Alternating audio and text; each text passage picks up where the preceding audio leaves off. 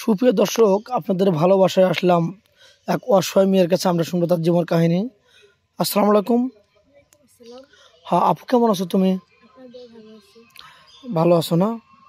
তোমার ফ্যামিলিতে কে কে আছে আরেকবার বলো তো।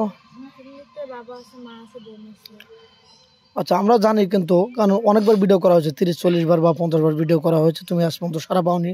কিন্তু আমাদের নতুন দর্শক অ্যাড হয়, তারা জানে না, এই জন্য বারবার নাম এবং ঠিকানা বলতে হয়, এটা আমাদের নিয়ম। তো যাই হোক, তুমি ভালো আছো না? আচ্ছা, তোমার উচ্চতার মান কতটুকু বলছিলে? 5 ফিট 4 ইঞ্চি। তাহলে তো তোমার পুলিশের চাকরির কথা মানে অনায়াসে হয়ে যাওয়ার কথা ছিল না, যদি টাকা পয়সা বা পুলিশের চাকরি যখন চান্স পাইছিলাম, কিন্তু টাকা পয়সার জন্য পাইনি। বুঝতে পারছি। তাহলে তো খুবই কষ্টর ব্যাপার। তো যাই হোক, কোনো প্রবাসী ভাই তার 2টো বাচ্চা আছে, ওই 2টো বাচ্চার জন্য তোমাকে বিয়ে করতে চায়, তাদেরকে কি আগলে রাখতে পারবে? ইনশাআল্লাহ, কেন পারবো না? তার বাচ্চাই তো আমার বাচ্চাদের মতো আগলে রাখবে। আচ্ছা, তোমার জীবনে এমন ঘটনা হয় না যে তুমি বাজারে গেছো, মার্কেটে গেছো, কোনো বিয়ের অনুষ্ঠানে গেছো, তোমাকে কোনো বাজে প্রস্তাব বা প্রেমের প্রস্তাব দিল? বাজে প্রস্তাব, প্রেমের প্রস্তাব এগুলা মেয়েদের তো যেগুলো পড়বেই, তাই বলে কি সবাই সারা থেকে দৌড় দিব নাকি? বুঝলেন না, গরিব।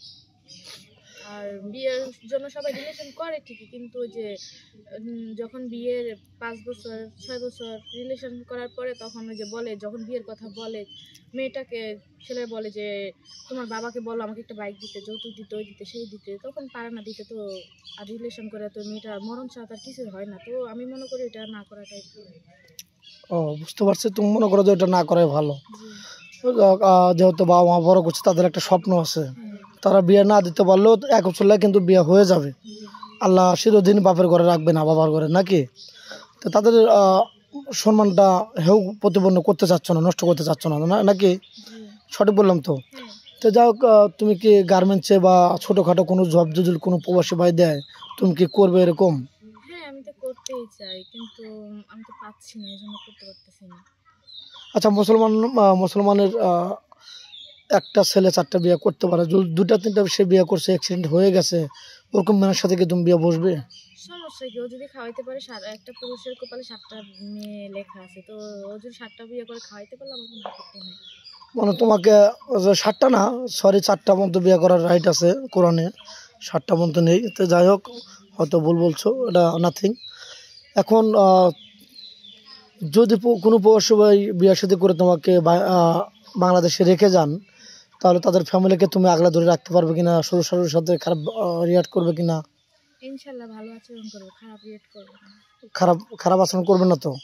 আচ্ছা, তোমাকে বিয়ে করে বাইরে রেখে গেলেন, তার একটা দেবর আছে, হয়তো তোমার বয়সও হবে বা 12 বছর 15 বছর হবে, তার সাথে কি পরকে লিপ্ত হবে কিনা? কেন হবো? আমার দেবর মানে আমার ছোট ভাইয়ের মতো, তো ভাইয়ের সাথে কি পরকে লিপ্ত হওয়া যায়? কারণ হচ্ছে যে স্বামী আসবে 3 বছর পরে, তোমার তো একটা চাহিদা আছে, ঠিক আছে, তোমার একটা আবেগ আছে, অনুভূতি আছে, তার সাথে শেয়ার করতে পারো, এটা করবে কিনা? সেটা ঠিক আছে, কিন্তু আমি যদি ছোটবেলা থেকে গত 18 বছর বয়স পর্যন্ত যদি নিজের ইয়েটাকে কন্ট্রোল করতে পারি, আর স্বামী আসবে 3 বছর 6 বছর পর্যন্ত, পারবো না কেন? ইনশাল্লাহ পারবো। যাই হোক, আমরা অনেক কথাই তুলে ধরলাম, সব কথা হয়তো তুলে ধরা হয় না, দর্শক বন্ধু ক্ষমা দৃষ্টিতে আমাদেরকে দেখবেন। তো যাই হোক, মেয়েটার কোনো ফোন নেই, আবারও বলছি, মেয়েটার কোনো ফোন নেই, কেউ ভিডিও কল দেবেন না, অডিও কল দেবেন, ভিডিও কল দিলে ব্লক করতে বাধ্য হবো। ভালো থাকবেন, সুস্থ থাকবেন, এই বলে শেষ